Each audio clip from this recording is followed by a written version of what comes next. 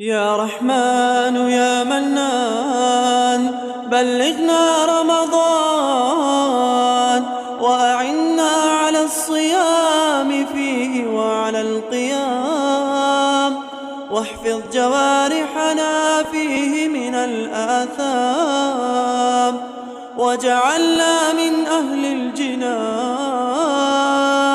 وأبعد عنا الأحزان، وأعتق رقابنا من النار.